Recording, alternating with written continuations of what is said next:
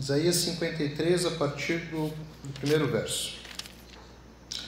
Quem creu em nossa mensagem, a quem o Senhor revelou o seu braço forte, meu servo cresceu em sua presença, como tenro broto verde, como raiz em terra seca. Não havia nada de belo nem majestoso em sua aparência, nada que nos atraísse. Foi desprezado e rejeitado, homens de dores, que conhece o sofrimento mais profundo. Demos as costas para ele e desviamos o olhar. Ele foi desprezado e não nos importamos. Apesar disso, foram as nossas enfermidades que ele tomou sobre si, e foram as nossas doenças que pesaram sobre ele. Pensamos que seu sofrimento era castigo de Deus, castigo por sua culpa. Mas ele foi ferido por causa de nossa rebeldia e esmagado por causa de nossos pecados. Sofreu o castigo para que fôssemos restaurados e recebeu açoites para que fôssemos curados. Todos nós nos desviamos como ovelhas, deixamos os caminhos de Deus para seguir os nossos caminhos. E, no entanto, o Senhor fez cair sobre ele os pecados de todos nós. Ele foi oprimido e humilhado, mas não disse uma só palavra. Foi levado como cordeiro para o matadouro, como ovelha muda diante dos tosquedores, não abriu a boca. Condenado injustamente, foi levado embora. Ninguém se importou de ele morrer sem deixar descendentes, de sua vida ser cortada no meio do caminho. Mas ele foi ferido mortalmente por causa da rebeldia do meu povo. Não havia cometido nenhuma injustiça e jamais havia enganado alguém. Ainda assim, foi sepultado como um criminoso, colocado no túmulo de um homem rico. Fazia parte do plano do Senhor esmagá-lo e causar-lhe dor. Quando, porém, sua vida for entregue como oferta pelo pecado, ele terá muitos descendentes, terá vida longa, e o plano do Senhor prosperará em suas mãos. Quando ele vir que tudo que resultar de sua angústia, ficará satisfeito. E por causa de tudo que meu servo justo passou, ele fará que muitos sejam considerados justos, pois levará sobre si os pecados deles. Eu lhe darei as honras de um soldado vitorioso, pois ele se expôs à morte. Foi contado entre os rebeldes, levou sobre si a culpa de muitos e intercedeu pelos pecadores. Amém? Precisa pregar? Esse texto ele é lindo, né? É um dos meus favoritos da Bíblia. Hoje nós vamos falar sobre a cruz. Hoje nós vamos falar sobre deixar a nossa vida na cruz, deixar a sobrecarga da nossa vida na cruz, deixar os problemas na cruz. É isso que nós vamos ver hoje. Esse texto aqui, quem escreve é o profeta Isaías. Para quem tem participado do TEB, tem visto os vídeos do TEB, participado das aulas, nessa última aula nós estávamos comentando, dando um panorama do Antigo Testamento, da cronologia do Antigo Testamento, e no final do estudo nós estávamos comentando sobre o quanto a palavra de Deus, a Bíblia, ela é impactante, o quanto a palavra de Deus ela é sensacional, ela é perfeita. É impossível uma pessoa ou cabeças humanas terem escrito essa Bíblia aqui sem a inspiração divina. São várias pessoas, a Bíblia é uma biblioteca, são 66 livros, escrito por pessoas diferentes, em épocas diferentes, pessoas com vidas diferentes, a escrita diferente. Esse livro, essa biblioteca com todos esses livros juntos, ela conta uma história perfeita, uma narrativa perfeita. Ela não se contradiz, pelo contrário. É como se um quebra-cabeça fosse sendo montado no decorrer da história. Uma prova disso é que esse texto que nós acabamos de ler, se você fizer o link, é óbvio que esse texto está falando de quem? Jesus. Só que isso para nós é muito óbvio, porque na linha do tempo, a cruz já passou. Mas esse texto foi escrito antes da cruz. Os profetas eram homens de Deus que eram levantados por Deus, eram escolhidos por Deus para ser o mediador entre Deus e o povo. Então, no tempo bíblico, no Antigo Testamento, Deus falava com o povo através dos profetas. O profeta Isaías é um dos grandes profetas. É um dos considerados profetas maiores. E quem está acompanhando o TEB nas próximas aulas vai descobrir o que é um profeta maior. Então, o profeta profetizava ao povo coisas relativas ao momento do povo, à vida do povo, e a coisas também futuras.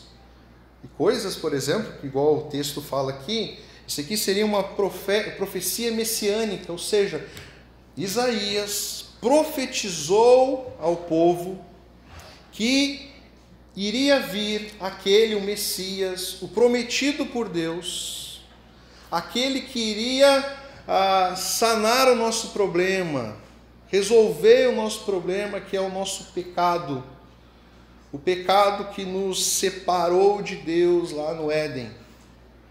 Então Isaías está profetizando aqui acerca de um fato que iria acontecer anos e anos depois.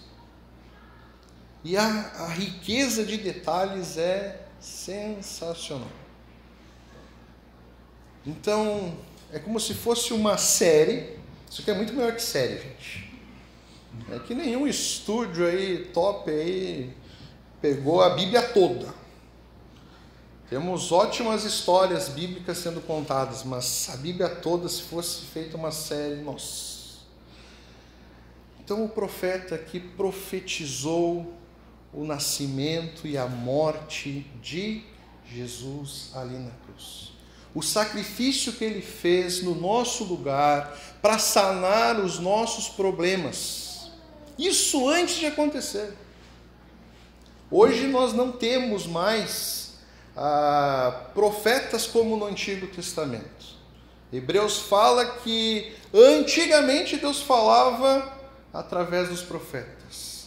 Mas por que ele não fala mais através dos profetas do Antigo Testamento? Porque hoje nós temos a palavra de Deus revelada em Cristo Jesus. Porque nós estamos na frente da linha do tempo da cruz. Jesus morreu na cruz. O Verbo, as palavras se fizeram vida.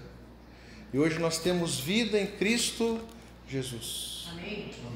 E quando nós queremos ver Jesus, quando nós queremos saber o que Jesus tem a nos dizer, nós vamos para onde?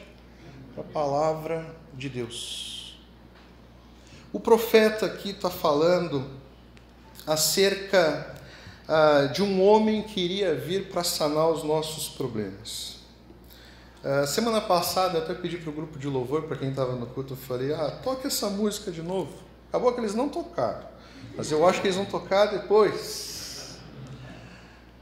A música que tem na sua letra, vou deixar na cruz. Ela fala ali acerca de nós deixarmos os nossos problemas, as nossas dores, as nossas dificuldades na cruz. Interessante, por que nós devemos deixar as nossas dores, os nossos problemas, os nossos sofrimentos? Eu não vou nem fazer essa pergunta, que é uma pergunta óbvia. Se eu for perguntar aqui, quem tem dor, quem sofre por alguma coisa, quem sofre por culpa de alguma coisa, Quem luta com pecados, todos aqui iriam levantar as mãos. E as mãos iriam permanecer em pé. Só que o problema é que na caminhada cristã, enquanto nós estamos caminhando com Cristo, há um momento que nós chamamos de conversão, que é um momento onde a cruz, a história de Jesus, tudo isso que está sendo pregado aqui faz sentido na nossa vida. Para quem teve uma vida sem Cristo e uma vida hoje com Cristo, sabe o que eu estou dizendo. É como se a ficha caísse, o véu dos olhos fosse retirado, as escamas dos olhos caíssem, e Jesus e a cruz passam a fazer sentido para você. Você vê que sem Jesus você não é nada. E aí você descobre ainda que Jesus você pode ter um recomeço na sua vida, ou um novo nascimento. Aqui na nossa igreja nós temos até esse logo: Viva o Novo. O que é o novo? É Jesus. Você descobre então que Jesus fez tudo isso por você. Tudo isso anunciado na palavra de Deus. Só que o que é assustador é que mesmo nós sabendo que nós temos uma nova vida, um novo recomeço, temos alguém que quer assumir para nós os nossos problemas, os nossos pecados, a nossa culpa, a nossa dor, e nós insistimos em viver ainda carregando esse fardo. Nós insistimos ainda em viver uma vida de sofrimento, de dor e de angústia, mesmo tendo passado pela cruz, mesmo tendo tido um encontro com Jesus. Aí nós passamos aí noites mal dormidas, acumulando dor e sofrimento, seja de doença, seja por problemas sentimentais, psicológicos, fruto de relacionamento quebrado, a ansiedade pelo que ainda irá acontecer na nossa vida, problemas que nem surgiram ainda, e podem ainda nem surgir, mas nós já estamos sofrendo por isso, temerosos com relação ao futuro da nossa família, angustiados por relacionamentos que foram quebrados, sobrecarregados por questões familiares mal resolvidas, doenças. Eu não sei se você já parou para reparar, passa dia. Tem uma coisa que sempre aumenta: farmácia e doença. A cada dia surgem doenças novas. Você já parou para reparar? Já parou? Eu adoro falar isso. Já parou para reparar? Já reparou nisso? Você quer ser rico nesse mundo, você quer ganhar dinheiro para sempre? Abre uma farmácia. Vá trabalhar no laboratório, ser farmacêutico.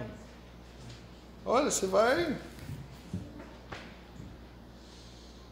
E vamos acumulando doenças que surgem de toda parte do corpo, fruto de inúmeras questões. Nossa, hoje se a gente vai debater, ou vai discutir, por exemplo, os efeitos do estresse. Nós vamos fazer um seminário aí, ó, de dias. Tudo isso, gente, é fruto do nosso pecado. Todo sofrimento, toda dor, toda angústia que nós vivemos nesse mundo é fruto do nosso pecado. Conforme o texto fala aqui, da nossa rebeldia contra Deus, da nossa desobediência contra Deus.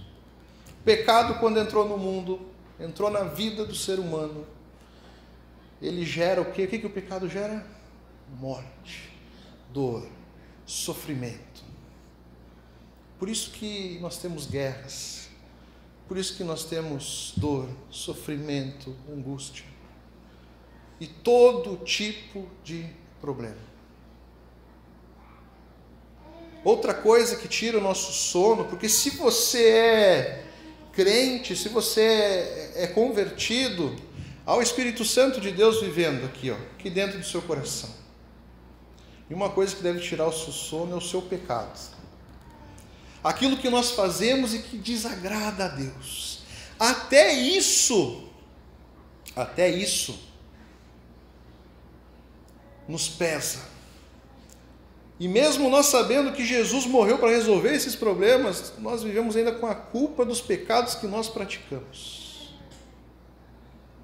Infelizmente, caminhos muitas vezes são nos apresentados, só que ao invés de tirar essa carga, esse sobrepeso ainda é aumentado. Às vezes é nos ensinado que para nós termos o perdão dos nossos pecados, para nós termos os nossos problemas resolvidos diante de Deus, é preciso o nosso desempenho, sermos perfeitos em tudo que nós formos fazer. E aí isso gera mais dor, mais sofrimento, porque nós somos perfeitos? Vamos querer ter uma vida perfeita, a gente sai do culto já pecando na cabeça. Se bobear aí na tua cabeça, aí sentado agora aqui, na casa de Deus, você está aí, pensando bobagem.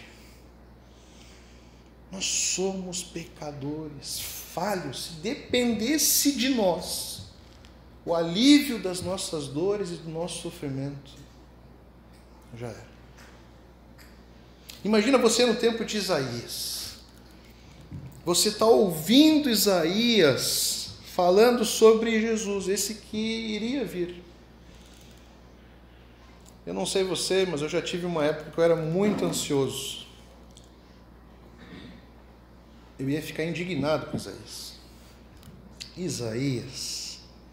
Estamos aqui sofrendo, o povo não só sofria da questão do pecado, mas também da opressão. Grande parte da história o povo sempre esteve oprimido por algum império dominante na época. Então imagina aqui o povo falando, pá, sério Isaías, você está falando que todos os nossos problemas vão ser resolvidos, mas ele ainda vai vir. Eu ficaria indignado. Tem que esperar. Hoje, por exemplo, está todo mundo aí, né? Acontece catástrofe, surge guerra, daí já vem os burburinhos, né? Jesus está voltando, Jesus está voltando. Sabe desde quando Jesus está voltando? Desde que ele subiu aos céus. Então, se você acha que ele está voltando, então é apenas o começo. Ou seja, sempre é o começo. A gente não sabe quando ele vai vir. Fiquei sabendo aí, não sei se foi os adolescentes que me falaram, que mais alguém aí descobriu quando Jesus vai voltar. Mais um fracassado. Você acha que ele vai acertar? Não vai. Não vai. Sabe o que eu acho mais sensacional? É depois da cruz. Imagine que Jesus Jesus nasceu. Jesus está ali pregando.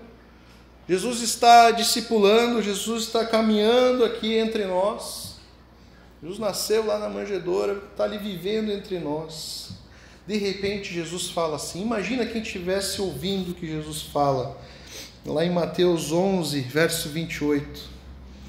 Venham a mim todos vocês que estão cansados e sobrecarregados, e eu lhes darei descanso. Pois sou manso e humilde de coração, encontrarão descanso para a alma. O povo conhecia o profeta. O povo tinha conhecimento dos escritos dos profetas, dos escritos do Antigo Testamento. Aí, de repente, aquele que havia sido prometido, o Deus que se encarna homem, vivendo entre nós, olha para as pessoas que estão ao seu redor. Olha o privilégio das pessoas que ouviram isso de Jesus. Imagina a ficha caindo.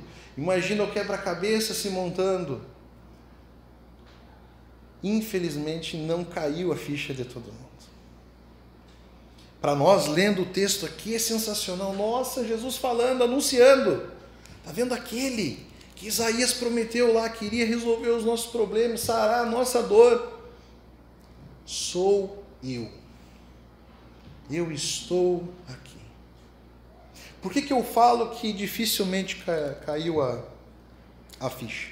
Porque quando a gente lê os relatos, lê os evangelhos, Mateus, Marcos, Lucas, João, a gente vai acompanhando ali os discípulos, a gente vê pelas atitudes deles, principalmente quando a gente olha para Pedro, tentando defender Jesus em todo momento, principalmente ali quando Jesus está no Getsêmani e vem os soldados prenderem Jesus, e Pedro saca ali a espada e começa a lutar com os soldados, arranca a orelha de um soldado.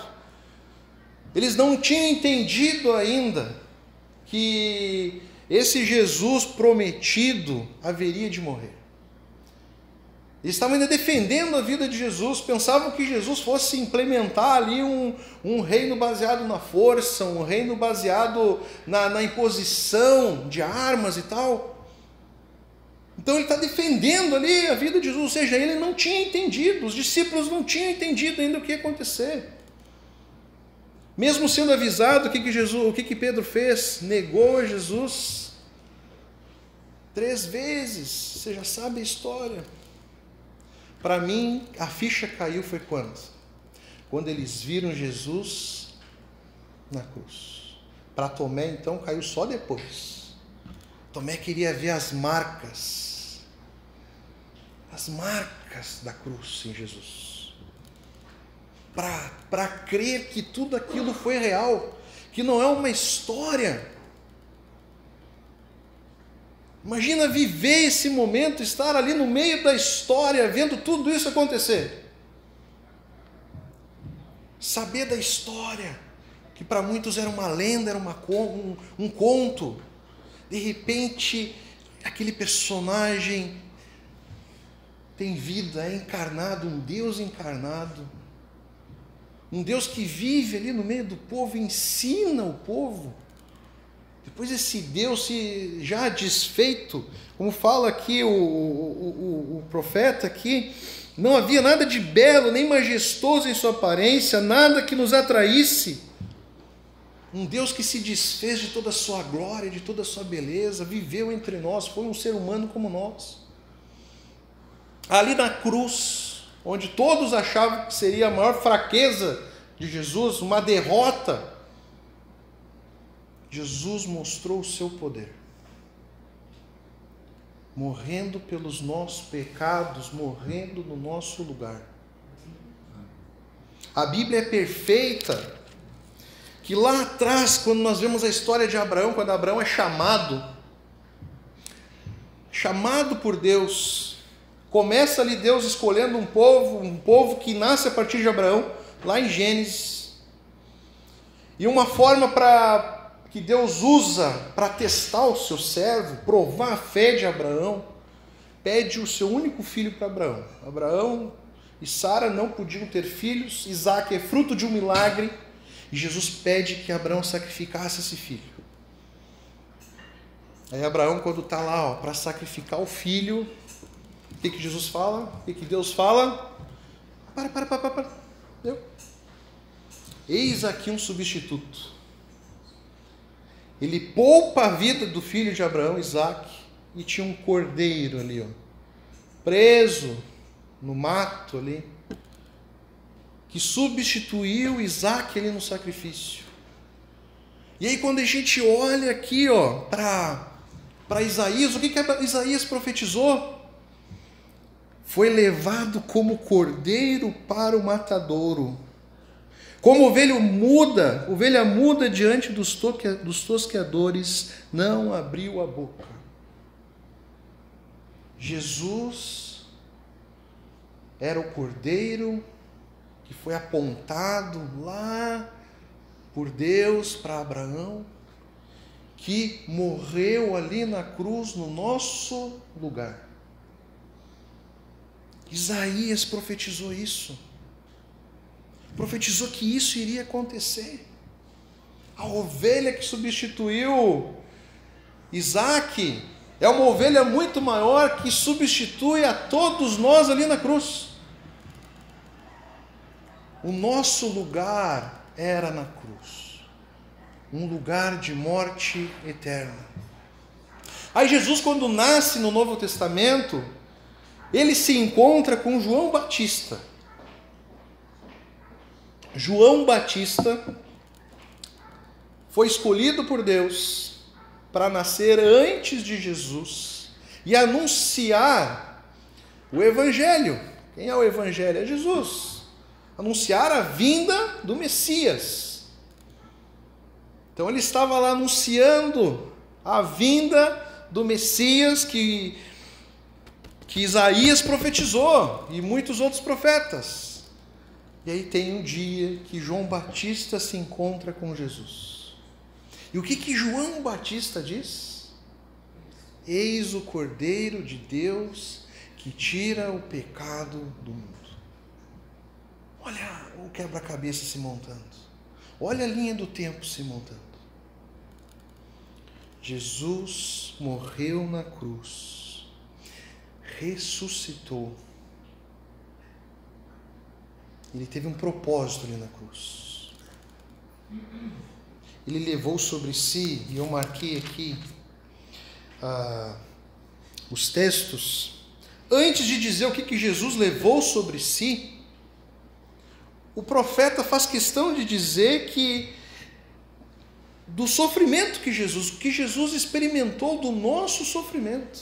Olha só, Jesus, sendo Deus, um Deus encarnado, experimentou do nosso sofrimento, ali no verso número 13 do verso 53. Homens de dores, que conhece o sofrimento mais profundo. Jesus sofreu como nós. Desde as questões mais humanas, ele chorou,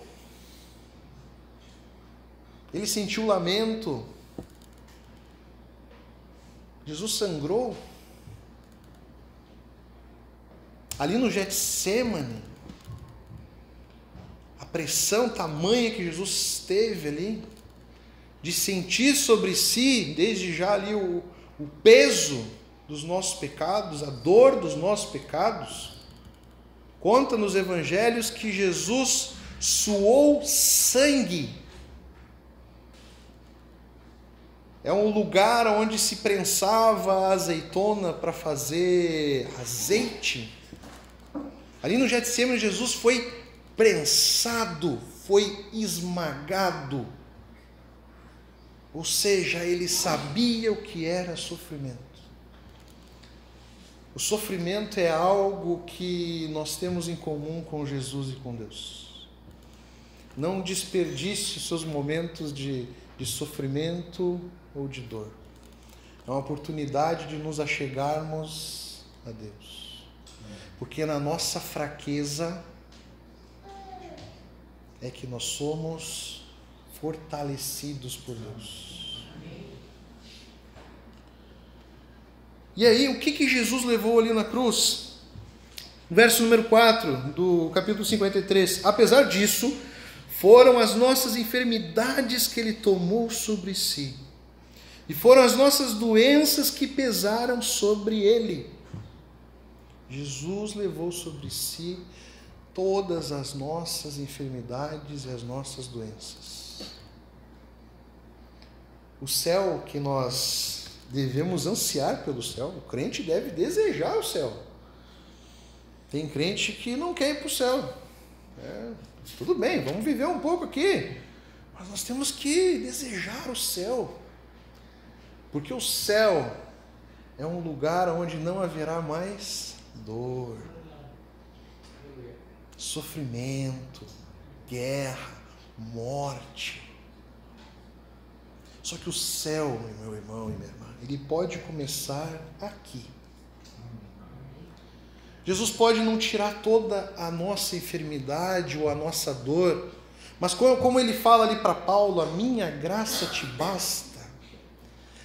A graça de Deus, o amor de Deus, se nós cremos realmente em Jesus, se Jesus é realmente Tudo que nós dizemos com as nossas palavras, Ele nos satisfaz. E a graça de Deus superabunda o nosso ser, que a nossa dor diminui. Eu conheci, não muitas, mas algumas pessoas no leito de morte, ou pessoas com muita dor. Eu já dei vários exemplos aqui na igreja. Homens e mulheres de Deus que creem em Jesus, que têm confiança em Jesus, que têm a sua fé guardada em Jesus, a forma com que eles levam esses momentos de dor é totalmente diferente. Eu já vi pessoas sofrendo muito, sangrando, e em vez de compartilhar a dor quando eu ia visitar, só compartilhava da graça e do amor. O camarada está sofrendo, está sangrando, está fazendo químio, mas ele não quer compartilhar as doenças, ele quer compartilhar da graça de Deus. Porque apesar do sofrimento dele, ele tem algo que é muito maior que qualquer dor e sofrimento. O que essa pessoa fez? Ela creu em Jesus, ela confiou em Jesus e ela deixou na cruz. Deixou no momento que encontrou com Jesus a sua dor, os seus problemas e as suas dificuldades. O texto segue, lá no verso número 5, mas ele foi ferido por causa de nossa rebeldia e esmagado por causa de nossos pecados. Sofreu o castigo para que fôssemos restaurados, recebeu açoites para que fôssemos curados. Infelizmente, tem muito crente que não tem noção das consequências do pecado na nossa vida. Pecado, luta contra o pecado é pouco pregado, porque não dá ibope, não dá like. As pessoas estão mais interessadas em prosperar financeiramente nesse mundo. Então, lutar contra o pecado não é algo muito bem visto. Mas foi por isso que Jesus veio. Foi por isso que ele morreu ali na cruz. Nós precisamos deixar os nossos pecados ali na cruz. Porque Jesus morreu para tirar os pecados da nossa vida. Pecado destrói a vida do crente, destrói o ser humano, destrói família, destrói relacionamento. O pecado não é só uma ofensa contra Deus, ele tem consequências também na nossa vida aqui terrena. O que mais nós vemos hoje em dia, além das doenças, são problemas de relacionamento. O pecado destrói todos os nossos relacionamentos. Principalmente aquele que é o principal, por exemplo, que é com a nossa mulher, ou vice-versa. Se nós não lutamos contra o pecado, se nós não deixamos o pecado para trás, nos abraçamos em Cristo, confiamos e cremos que Ele pode solucionar esses problemas, o pecado vai dar um jeito de crescer e de tomar conta da nossa vida. Nós precisamos deixar os nossos pecados para trás. E o que mais a gente vê, infelizmente, parece que crente agora está colecionando pecados, que nem figurinha da Copa. E está buscando gente para trocar ainda. Só que não quer trocar. Quer só acumular. No entanto, o Senhor fez cair sobre ele os pecados de todos nós. Ali na cruz, Deus fez cair sobre Jesus os nossos pecados. Jesus morreu para nos libertar dos nossos pecados. Mas ele foi ferido mortalmente por causa da rebeldia do meu povo. Gente, a cruz foi necessária. Ela deveria existir, ela deveria acontecer. Não por causa da maldade de Deus, mas por causa dos nossos pecados. Nós precisamos deixar na cruz as nossas dores, os nossos sofrimentos, as nossas ansiedades, os nossos pecados. O que significa esse deixar na cruz?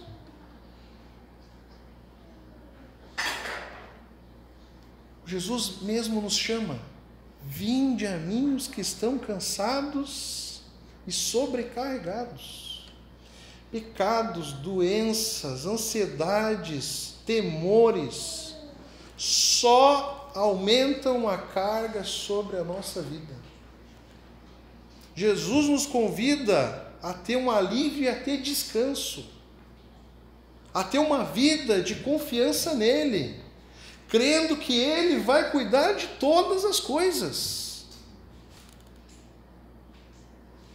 Deixar na cruz é confiar que Jesus vai fazer a vontade dele sobre cada detalhe da nossa vida. É confiar crendo que Jesus está cuidando de nós. Ou melhor, crer que Jesus já cuidou. Ali na cruz, Jesus resolve todos os nossos problemas. Agora, no nosso encontro com Ele, no nosso caminhar, na nossa nova vida, no nosso novo recomeço, nós precisamos deixar isso para trás. Às vezes nós vivemos aí com culpa, achando, como eu conheço gente que acha que está sofrendo ainda a consequência, que Deus castiga ela, por exemplo, até hoje, por um pecado que ela cometeu há 5 anos atrás. Como que eu vejo gente que sofre ainda por pecados que cometeu, mesmo tendo pedido perdão, mesmo tendo tido um arrependimento sincero, ainda vive uma vida de culpa, um peso sempre, como se ela tivesse que ter uma vida perfeita para ela mesma meio que compensar os erros que ela fez atrás. O que Jesus está dizendo, o que Isaías está dizendo é que Jesus resolveu isso. O perdão de Jesus não é o nosso perdão. Qual é o nosso perdão? Não, tudo bem, eu te perdoo, Sofia, por tu ter pegado a canetinha marca-texto do papai e ter destruído ela. Eu te perdoo, meu amor. Aí passa uma semana, a Sofia fez outra coisa.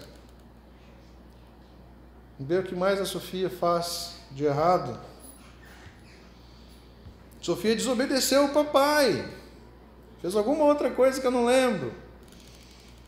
E aí eu vou falar para ela, viu? Já não bastava que tu fez semana passada com a minha canetinha marca-texto. Nós não esquecemos. Mas Jesus apagou, perdoou, rasgou a nossa escrita de dívida. Nós não precisamos mais viver com esse peso da culpa. Jesus traz alívio. Jesus tira o peso, Jesus tira a carga. Talvez você deva estar convivendo com algum problema, alguma situação que aos seus olhos é algo impossível de ser resolvido. Poderia dar um exemplo aqui, mas você tem o seu exemplo pessoal aí, particular, que eu não sei, talvez nem a sua família saiba, mas Jesus conhece. E aí não sei se você tem essa prática, às vezes quando eu fico ansioso, de tentar resolver. Eu vou ficando angustiado, nervoso, estressado, tentando ver o que eu vou fazer para resolver. Nossa, como é que eu vou dar jeito nisso? Como é que eu vou dar jeito nisso? Como é que isso vai... Como é que eu vou dar jeito nisso? Como é que a gente vai sair dessa? Quem é que nunca falou para a esposa, ou vice-versa, né? Como é que a gente vai sair dessa? Ou em família, e aí? Talvez aí os estudantes devam estar falando, né? Pá, essas notas aí, como é que eu vou sair dessa? Tem que estudar. Mas talvez você esteja pensando, por que a gente esquece de colocar nas nossas orações, aceitando o chamado de Jesus para colocar ali as nossas dores, as nossas enfermidades, os nossos medos, os nossos temores? A gente confia em tanta coisa nesse mundo, a gente busca ajuda e solução e acredita em tanta coisa nesse mundo. A gente acredita em cada notícia, a gente acredita em cada coisa que nos vendem, mas nós temos uma dificuldade muito grande de acreditar que Jesus tem poder para resolver os problemas da nossa vida. Nós precisamos deixar as nossas dores, os nossos anseios na cruz. Deixar na cruz é confiar que Jesus vai resolver. É ter certeza que seja o que for que acontecer, Jesus estava pensando em nós. Amém. Fazendo a sua vontade. Mas por que nós não queremos? Por que nós temos essa relutância? Eu já vou terminar. Eu já estou naquele nível que eu não sei mais o que eu conto aqui para vocês, às vezes para ilustrar. Mas essa experiência eu já compartilhei, mas eu vou contar de novo. Quando eu fui estudar no Rio de Janeiro, fazer seminário lá. E quando, na primeira semana que eu estava no Rio, eu recebi um convite muito inusitado. E eu tinha o mesmo físico que eu tenho hoje, se bobear eu era mais gordinho ainda. Eu recebi um convite que era o seguinte: se eu não queria fazer uma trilha para escalar o Pão de Açúcar. Pão de Açúcar, aquele que aparece na televisão. Eu falei assim, olha, é lógico que eu quero escalar o Pão de Açúcar, mas eu não tenho a mínima condição para isso. Porque se você olhar a foto do Pão de Açúcar, ele é um paredão. E eu ficava só imaginando assim, mas... eu falei, olha, muito obrigado, mas não. Mas aí a pessoa, que era meu primo, falou assim, não, um primo meu vai com a gente, ele é alpinista profissional, e ele disse que é tranquilo, porque quando ele falou isso, eu falei assim, ele disse que é tranquilo, mas é que ele não me conhece. Se ele olhar para mim, ele vai dizer, é tranquilo para mim, mas para esse camarada aí, não é algo tranquilo. Aí ele falou, não é tranquilo, porque tem 2 jeitos de subir no Pão de Açúcar. A gente não vai pela frente, a gente vai por trás. Bom, sei que eu acabei aceitando. E aí nessa, né? Bom, eu só falei uma coisa, só tem uma coisa, eu não vou sozinho nessa. Sei que eu consegui, era eu, 2 primos meus, e um pior que o outro, em termos de físico. Um trabalhava só sentado, não fazia exercício nenhum, entendeu? O outro era maior que nós 2, entendeu? O Balnires. E aí tinha o alpinista profissional e outro cara que tinha um físico impecável. O cara não tinha problema também. E os 3 gordinhos, né? Rapaz, chegamos lá, me falaram, ó, tem que levar algo para comer, para beber, para falar para um gordinho que tem que levar algo para comer e para beber. Logo eu fiz uma mochila, né?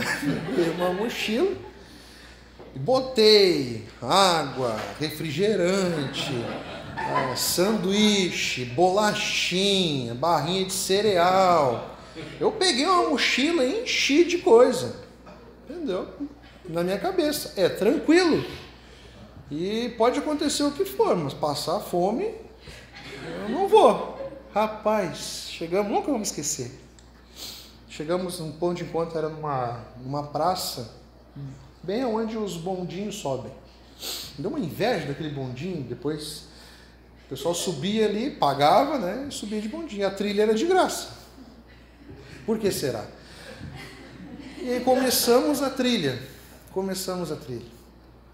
Era só eu com a mochila, cheia de coisa. Aí os outros gordinhos botaram os lanches deles também na minha mochila.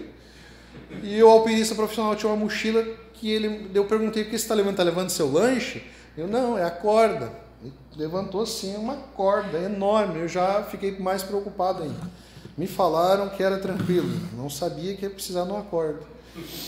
Gente, a gente começou a trilha, para resumir a história, para vocês terem noção.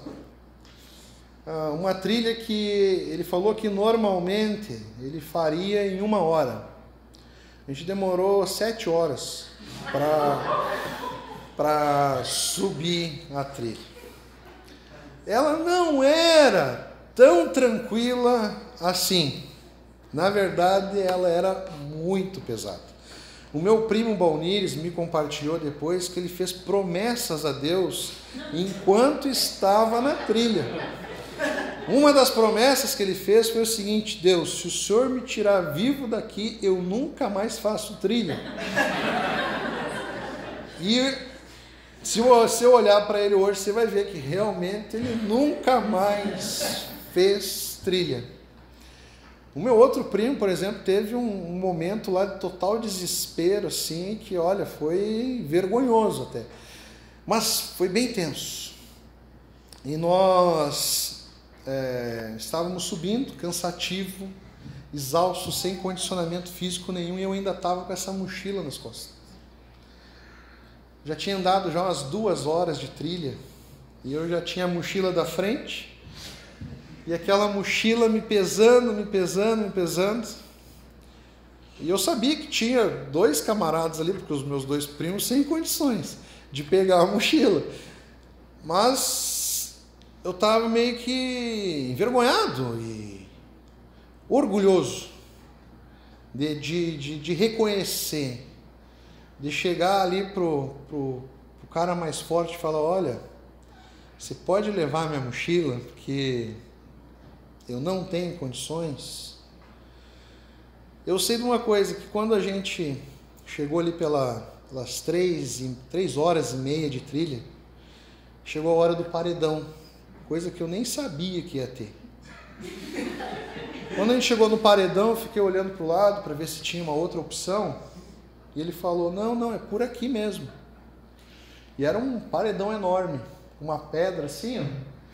E não tinha nem como escalar aqui, tinha que subir só na corda. E eu pensei: tá, mas quem é que vai botar a corda lá em cima?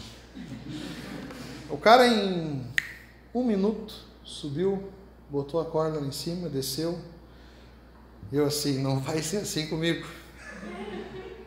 E estávamos nós 3 ali, os gordinhos, né? Acabados, exaustos. Eu nunca vou me esquecer, esse dia me marcou até hoje.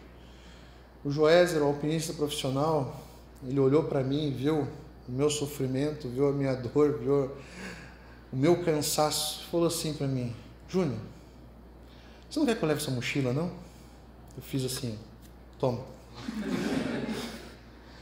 Foi a melhor coisa que você disse para mim. Eu não sei se você já tiver essa experiência parecida assim, mas quando eu tirei a mochila das costas, quando o Joézer pegou a mochila e eu fiquei sem a mochila, nossa, eu ganhei um renovo. Faça essa experiência qualquer dia. Pegue uma mochila, coloque uns 40 quilos e saia andar 1 hora e depois tire a mochila. Você vai ver o alívio, você vai ver o descanso. E é um descanso que nem se compara ao descanso que Jesus, não é que Jesus nos promete, o descanso que Jesus nos deu. Amém. Hoje nós podemos experimentar desse descanso, mas haverá um dia que esse descanso será eterno, será total. Só para dar um desfecho à história, nós sobrevivemos. Eu lembro que na chegada, até depois eu ganhei tanto gosto por fazer trilha que eu fiz várias trilhas. Mas foi impressionante a alegria quando nós estávamos chegando, ouvindo os turistas de tudo que é parte do mundo, lá onde tinha asfalto, Coca-Cola para vender, sorvete. E interessante que me lembra até quando Paulo fala, né, que enquanto eu corro, eu me desapego, né, das coisas que só me impedem de prosseguir, em busca, né, de conquistar, né, de ter a coroa da vida eterna. Não que essa corrida, essa coroa dependesse de nós, mas é Paulo nos incentivando a correr e ter aquela ansiedade por chegar o dia onde Jesus irá nos receber. Então, em meio a cansaço, em meio a dor, em meio a sofrimento, nós estamos chegando num matagal. Cada vez que nós ouvíamos os turistas, eu lembro do meu primo, o mais gordinho, Balnires, me ultrapassando, correndo, ouvindo ali, na nossa caminhada com Cristo, é essencial que a gente deixe pecados para trás. Eles nos dão fôlego, nos fazem ver melhor Jesus. Isso nos dá cada vez mais esperança, confiança em Deus, alívio, como se fosse aquele gás que nós precisamos. Se você sente que Jesus está próximo a voltar, então busque cada vez mais a santidade, busque cada vez mais Cristo. Em vez de ficar dizendo assim, nossa, Jesus está voltando, o mundo vai acabar. Olhe para Jesus e veja, nossa, Jesus está voltando. Mostrar para as pessoas não o ruim que está vindo, a desgraça que está vindo, mas aquele que veio já, que rasgou o véu, nos abriu um caminho onde nós podemos ter uma vida sem dor, sem sofrimento. Isso que nós devemos ansiar. Nós chegamos, os turistas tomaram um susto. Imagine, 3 gordinhos saindo do meio do nada, suados, acabados. Aquilo ali para mim foi um pedacinho do céu. A gente entrou direto no banheiro e foi para as torneiras. Os caras, tudo no banheiro assim de Lacoste, Dudalina, Nike, Reebok, com umas câmeras enormes assim. A gente entrou, tomou conta do banheiro, meio que focando as pessoas nos olhando, nós parecia bicho. Água. Nós tomamos banho no banheiro, na pia. Aí depois, caminhando lá no Pão de Açúcar, o meu único lamento é que a Coca-Cola lá era R$10 a latinha. Daí eu vi que lá não era o céu. Lá não era o céu. Mas ali eu pude experimentar um pouco de alívio, descanso.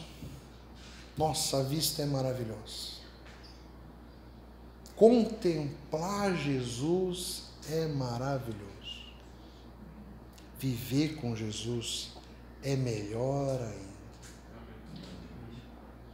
Viver com aquele que carrega a sua dor e o seu sofrimento Lembro do Joézer até hoje. Ele carregou a minha mochila. De Jesus, então, nós devemos lembrar para todo o sempre. Amém.